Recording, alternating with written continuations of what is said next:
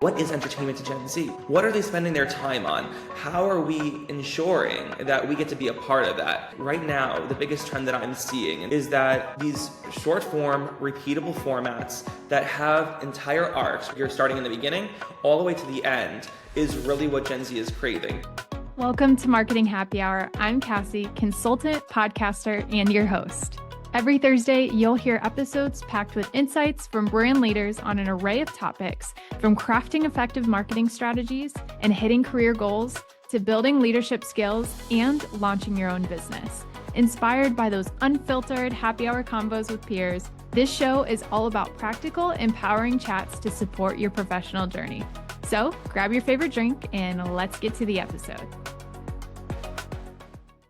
Today joining us, we have Michael Vito Valentino of NowThis. Super stoked to be chatting alongside him and my co-host for this series, Allie Golden, of course. We're going to talk all things what Gen Z considers amazing, entertaining content. This is just an elaboration on a session that we heard Michael speak on at the Possible Conference. Welcome to the show, Michael. Thank you so much for having me. Very excited to be here. Absolutely. We are so stoked to have you today. We have to kick off, of course, with an important question, though. What's been in your glass lately? Ooh, that's a hard question. I mean, I literally just got back from Monaco, so for the Grand Prix over there. So there was a lot of champagne in my glass, but usually it's Coca-Cola, which is by far my favorite. Like I can't go a meal without drinking Coke. We absolutely love Coca-Cola over here as well. I know Allie's a Diet Coke I'm a huge Diet Coke gal. Yes. It is. It's my vice for sure. Yeah, but I'm Coke myself too. So yeah, again, can't go wrong with any of that stuff. Allie, do you have anything fun this morning in your So continuing from other sessions this week, I'm just drinking a ton of water. I did add some Element electrolytes this morning. I think it's LMNT actually, and those are my favorite on the market. Yeah, I just have water too, plain and boring, but got to stay hydrated in the heat. So that's what I got today. I'm on my third refill of water this morning. Oh, great. Good for you. Starting early. That's impressive. Yes. Yes. Awesome. So, Michael, we'll jump right in. Curious if you can share a little bit of your journey with us and how you landed at NowThis. Yeah, of course. I graduated in 2020 during the pandemic, and it was really an interesting time to, jumpstart your career. And before that, I kind of jumped around. I always knew I wanted to work in entertainment, having been at 9 different internships throughout college. So definitely got the bug.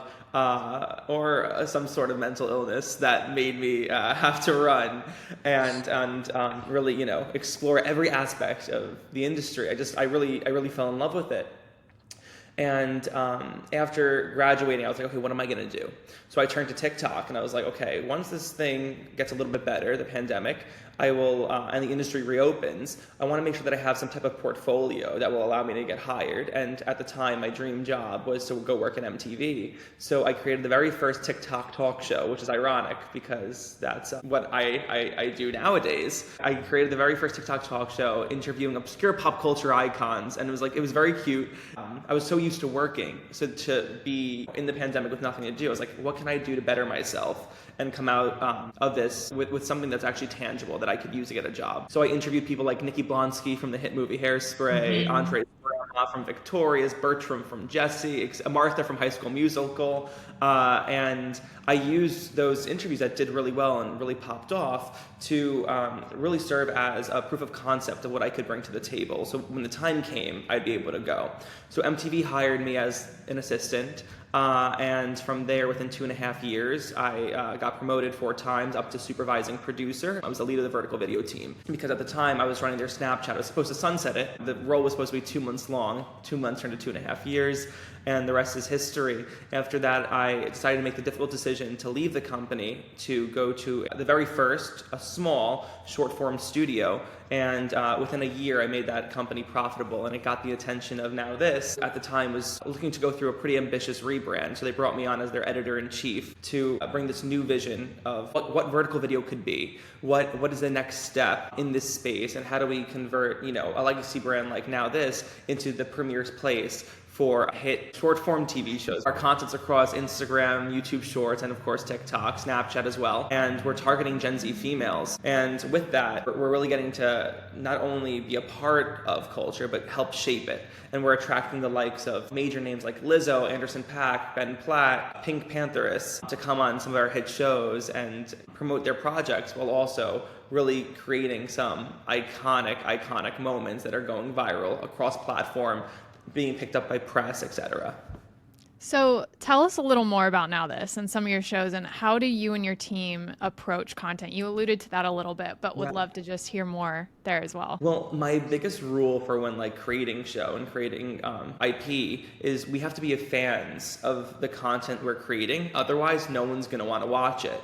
I've been at companies previously that when asking, what's your favorite show that we work on, etc., I would be approached by very senior level individuals being like, what are you talking about? I hate every single thing that we do. I'm like, that's crazy. That is a crazy thing to say. You're working at a company, devoting your time to building something, and you're not a fan of anything, and those companies end up in a very interesting spot, because if the people working on these projects, dedicating all this time and energy, aren't actually passionate or fans of the content itself, it's not going to yield the results that you want. So that's our main focus here, is building shows that we love to watch and that we're laughing along with. And if we aren't laughing, then there's really no point in us creating this show. And with those types of projects, if it's not working, we're really quick to fail fast and to sunset the projects. Now, of course, we're always backed by data, but a lot of it is also taste and gut feeling. So what we try to do is really make sure that, when working with either different talent, or as we're developing these creators into fitting these formats that we create in-house, we really want to make sure that along the way it always feels right.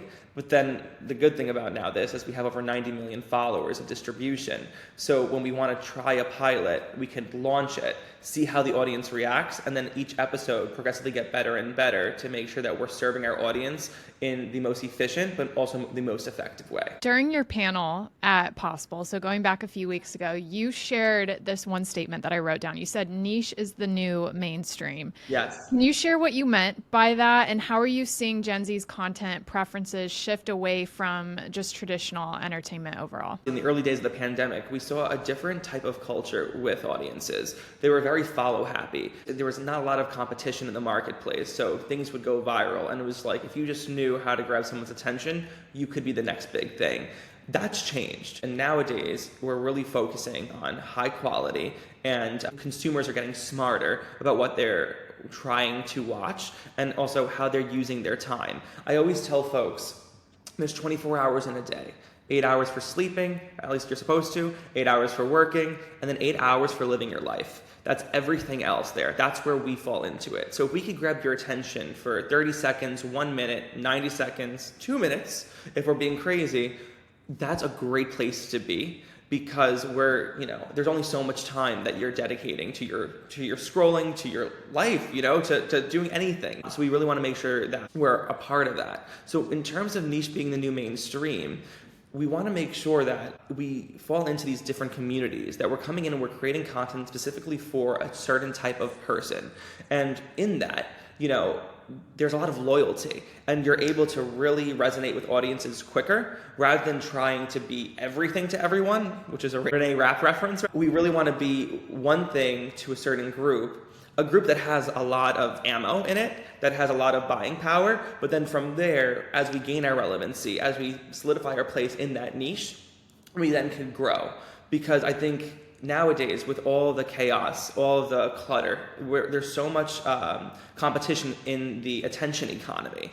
How do you stand out? You stand out through niches, and then in that, once you gain your relevancy, you're off to the races, and not only will the biggest celebrities want to work with you, the biggest brands want to buy into your content, but on top of that, you're creating a fandom.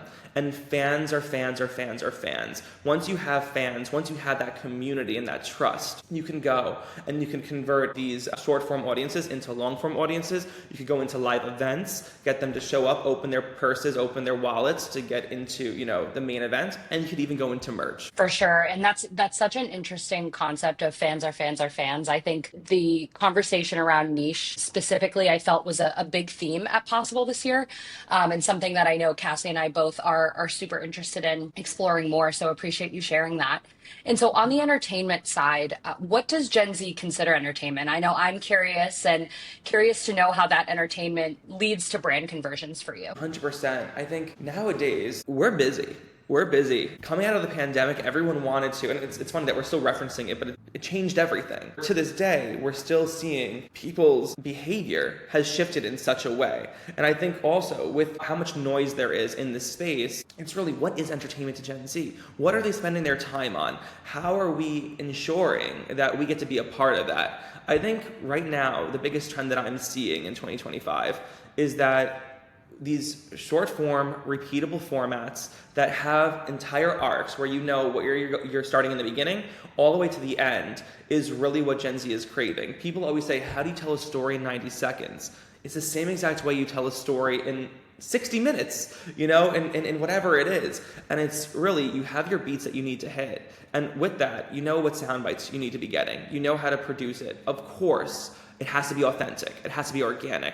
That's the biggest thing for Gen Z is they have a really great BS meter. So if you go, in another direction, or if you're creating content for the generation and you're kind of phoning it in, they'll know that. If someone sells out and they, doing branded partnerships, but it feels very rehearsed, they know it's an ad. And guess what? The engagement's going to be really bad. So I hope you have money to put paid behind it, because otherwise you're not going to get your views. But also I'd be really interested on those projects to see what the total time spent is on the individual video, because it's not going to be high. So I think for us, it's really, okay, how do we make these incredible stories, but on top of that, incredible IP that withstands the test of time, that could turn into anything that we want it to, but really utilize the short form platforms as a marketing tool to reach those audiences, because it's still the best algorithm ever created to reach individuals. When we have that strong IP, when we have the creators to host our show, a lot of times we actually, because we have this massive distribution,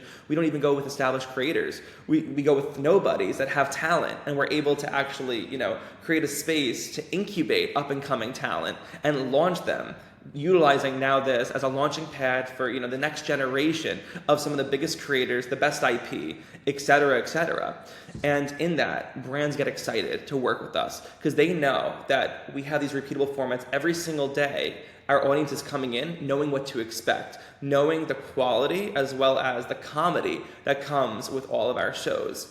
And then when we do attach brands to it, which happens very frequently, it performs, and it performs organically, because what we're doing is we're including the brands into the shows, not as an integration, but as a way to actually elevate the content itself. You know that when it's a brand deal, you're going to be getting as good or better quality of the show that you get in and day out. And I think that's really the biggest thing. When we're talking about what does Gen Z consider entertainment, what does Gen Z actually want to consume when it comes to ads? I always say Gen Z doesn't hate advertisements, they hate crappy advertisements. So you have to make sure that it's as authentic, as real as possible. And in that, they will watch a 30, a 60, a 90-second ad for your product. You just have to make sure you're speaking their language and still giving them what they want. Because nowadays, if advertisers are only trying to integrate into product, they're not going to see the results that they want to see. It's now all about elevation. How can you, being a sponsor of my show, make it better so that I win and you win? And we're going to go back to brand integrations here in a minute, just because I think that's such an important topic to discuss, and just how do you make that organic, as you're mentioning, and really fit in the mold of the content that you're developing. But first, I want to touch on this. You said repeatable format. So the serialized content, right? Which was another huge element that many different people spoke about at Possible. And I think something that us marketers should get very excited about. So tell us about why serialized content really is a focus for your team, and how are you approaching that as well? I think serialized content has always and forever been a big part of the entertainment industry. Audiences want to know what to expect when they're tuning in, because their time is valuable, and we recognize that. So I think for everyone, it's always been about, okay, how do we create repeatable formats so that you have consistency across the board? So this is no different than what has happened for the past, 150 years. What is different, though, today, and what is revolutionary, is how we're creating this serialized content, how we're doing this type of storytelling in the 90 seconds and bringing these incredible formats, tropes that are very recognizable, tropes that have been around, for as long as entertainment has been around. But how are we making that work in short form, in these 60 to 90 seconds? And on top of that, how are we making it relevant to Gen Z? I think for NowThis in particular, when I came into the company, which was 10 months ago, which is insane to think about that it's been so long, but also so little of time considering how much has changed here. It was really interesting because I came into a company with no IP. So coming into a company that is this legacy brand that people know and respect, we've been around for over 12 years, people love NowThis, we have a really loyal audience. How was I going to come in and really change the format, the content, the storytelling that people have known for forever? NowThis has always been a place that has been known for their revolutionary storytelling. They did it with the millennials back then, and now we're doing it with Gen Z, and we've been successful in doing it. The company was profitable for the first time in, I believe, 5 years, just a few months ago. And it's because we're really making sure that whenever the content we're creating, it resonates with the audience. And on top of that, actually targeting advertisers, that we're actually servicing them, that we're creating IP in different verticals that make sense for different brands. Are You Okay? Which is a elevated man on the street show where we feature iconic individuals all over the place. Of course, we're based in New York, but we've taken the show now to Miami, to LA. We're going to be bringing it to the Midwest pretty soon, and every single time it hits, because the format itself is so recognizable, from the theme song to the line of questioning to our incredible host, who's one of my producers here at NowThis, Brie Morales. So it's one of those things where advertisers always know how they can fit into the content through either brand ambassadors, iconic guests that we have, thematic questions, call to actions, whatever the advertiser wants, and we work very closely with them to make sure we're telling that story in the best way possible, and they really trust us because they know we know what we're doing, we know what our audience wants, and we know what does well for our shows. So it's always great to work with them. But even on shows like Crosswalk Crush, which is for the dating vertical, when our show Top Dog, which is of course around pets, we have a show called Judgy, which is like our version of Gen Z version of People's Court. We have all these different shows that are really, really exciting. And also I'm doing a show called Reality Checked, which I'm making my on-camera debut. The first episode performed exceptionally well, exceeded all of our KPIs. And it's all about, figuring out solutions to inherently Gen Z problems. Are your friends hanging out without you? Let's go find out why that is. Are you being cheated on? Let's go confront the alleged cheater. So all these different things that we could do, and it feels very MTV-esque, which is funny because that's really where I got my footing. But when we're talking about what is entertainment to Gen Z, it really is figuring out what is a category that, number one, has advertising potential. Everything that we do here is brand safe, but also what do audiences actually want? And we try to find a solution for them in those categories. And so share with us too about this element of loyalty as well. There's entertainment as you're discussing, but this repeatable format is something that your audience can expect. They start to build a relationship with the hosts and with the different people showing up in these shows. And so how is this content, the serial content, I should say, playing a role in building loyalty with the audience? NowThis is entering, and is the solution to the next step of the creator economy, where previously, early days, we were talking about influencers. Now, if you call any of my creators influencers, they're going to snap at you. They're going to say, I'm not an influencer. I do have influence, but I'm a creator. Because I think creators utilize the different niches that they play in, the different categories, whatever they have. They're not just here doing get ready with me's, although that is something that a lot of creators do. They're here because they're coming from a particular vertical. Maybe they're a real estate agent. Maybe they're a comedian. Maybe they're, an on-camera host personality, a Ryan Seacrest type, whatever they are, a dating coach. Anything. They're using the short form platforms as a marketing tool to gain audience, to gain clout. Clout is a currency, and if anyone disagrees with that, they're crazy. Clout is the best currency ever. You have followers, you have power. And with that, it's creators have true influence because they're not seen as folks that are just trying to peddle whatever the next product is. People are looking at them because they're really interested and they're really invested in these individuals and they want to be a part of that. And with our IP, we really are able to create these repeatable formats that promote this loyalty, that promote this ability to be like, whoa, this is so different than anything I've seen before on social, but also it feels familiar because we're pulling what you've seen on TV. All we're doing is really packaging it differently so that it's palatable for, the Gen Z audience on short form. So in that loyalty comes a lot of power. But how do we get that loyalty? It's through consistency, through ensuring that we always remain authentic, always organic. Are You Okay is a perfect example of every guest that comes on, we book, and we do pre-interviews like the late night talk show model. My producer's sitting down with talent twice, going through their stories, figuring out how to manufacture that virality, and in doing so, it looks really organic on the street. It is really organic on the street.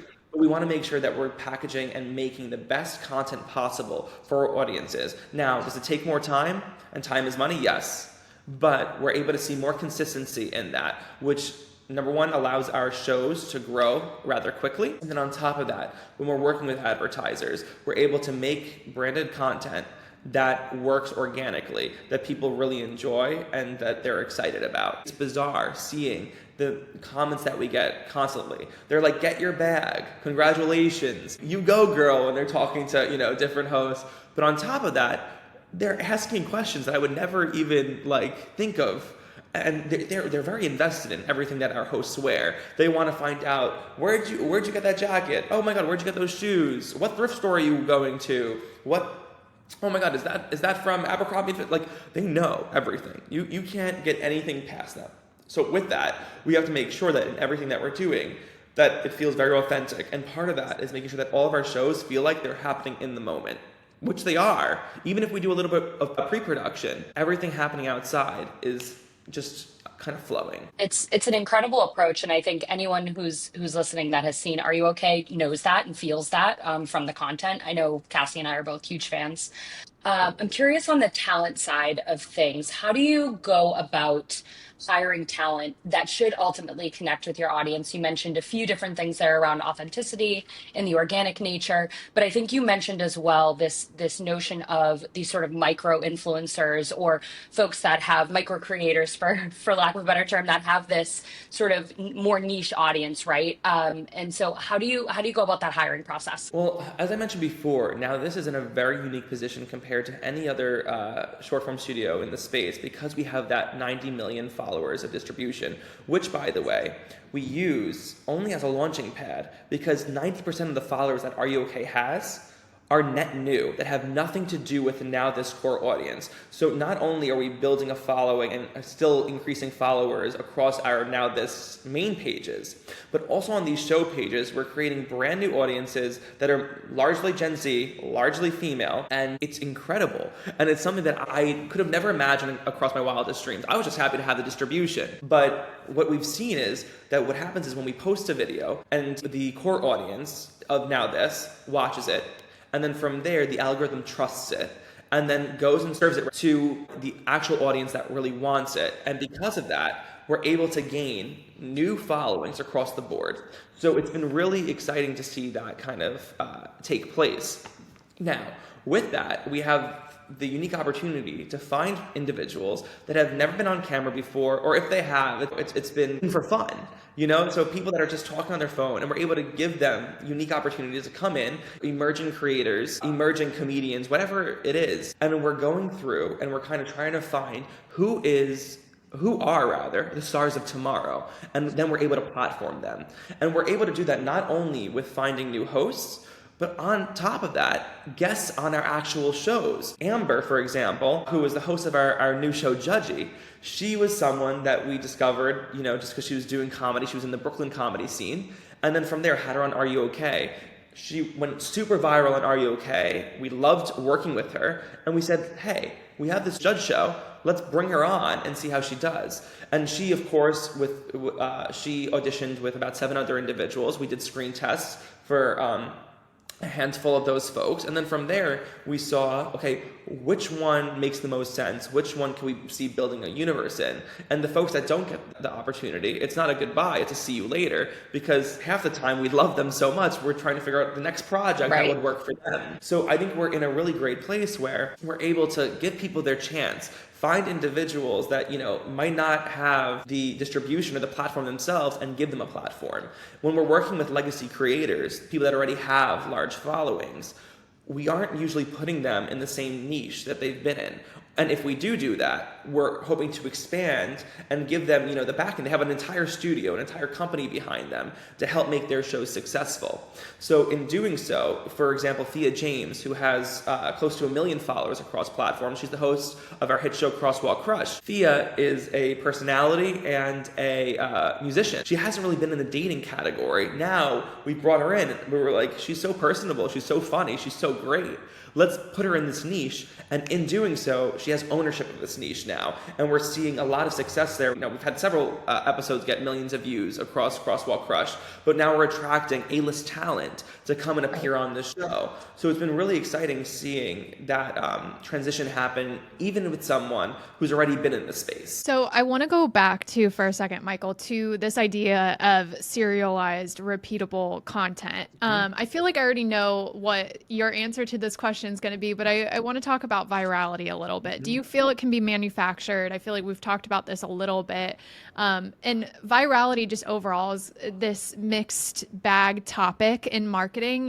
We always talk about, should we want to go viral? How is that approached? Is it intentional for the brand? So would love to hear your opinion just overall on that topic. This is controversial. It's very controversial because I think virality is something that's so hard to make it a part of your marketing campaigns. It's incredibly difficult. You can work with companies like NowThis that have a track record of virality, and the odds that something will go viral will be more in your favor. But for the most part, not even we can guarantee that happening. Because at the end of the day, there's only so many puzzle pieces you can put together before you push it out into the world, and then it's the algorithm gods, whoever they may be, that decide, will this work or not?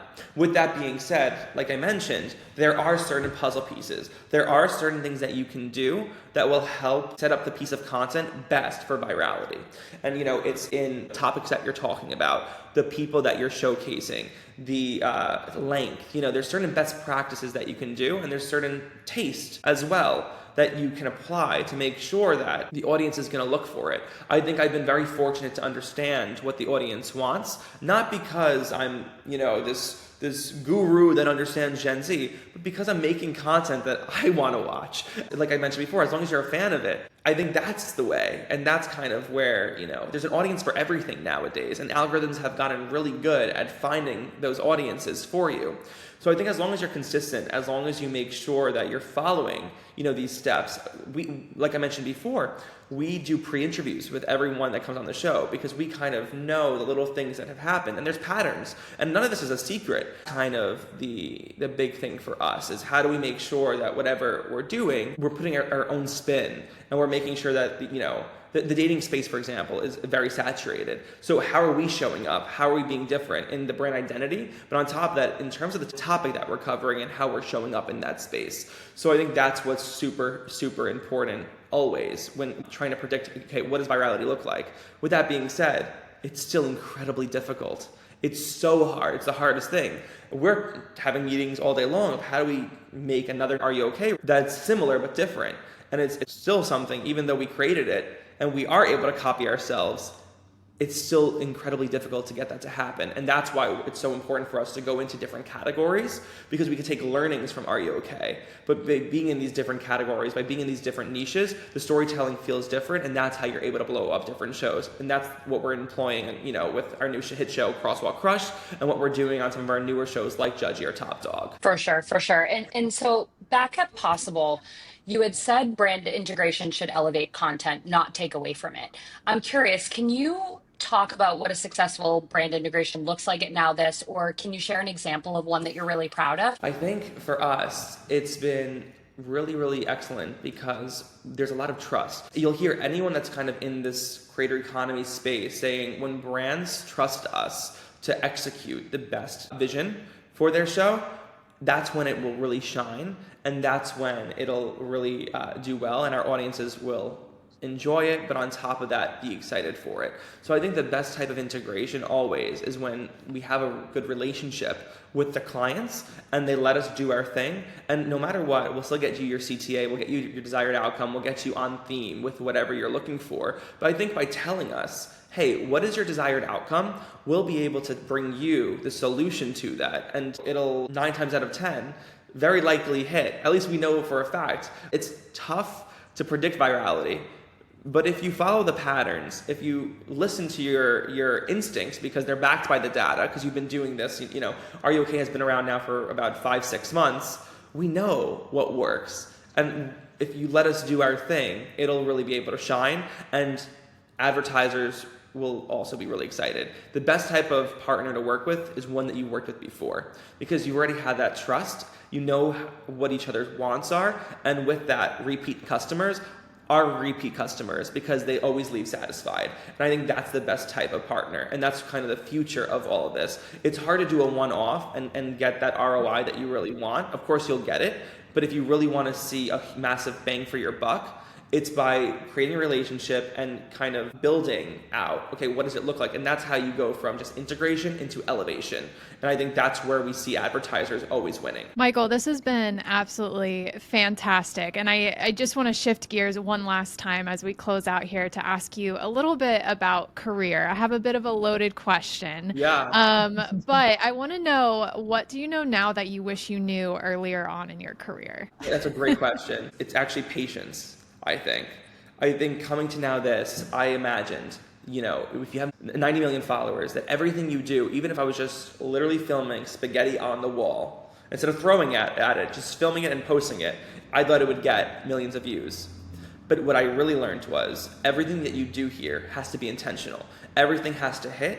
Everything has to have experimentation, a little bit of science behind it to figure out what exactly will make a format repeatable and what is that secret sauce to get the audience to really not go from just doom scrolling to actually craving your content. And with that, with the distribution, it hits and it gets there. I thought it was gonna be a lot easier. It's been a lot harder. I think along the 10 months, we've learned an incredible amount. We have, several hit shows, several exciting ones in development that are based on, the learnings there.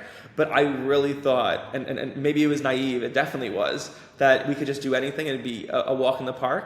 But no matter what, no matter how big you are, the most important thing is to make the things you want to make, because that is truly what will resonate with the audiences. And you can't just fall back on a massive distribution, because that has been the downfall. Looking at, all these legacy companies, they stopped innovating, they stopped creating, they got comfortable. And I think you can never overestimate your potential in that space. It always has to do with, is it good?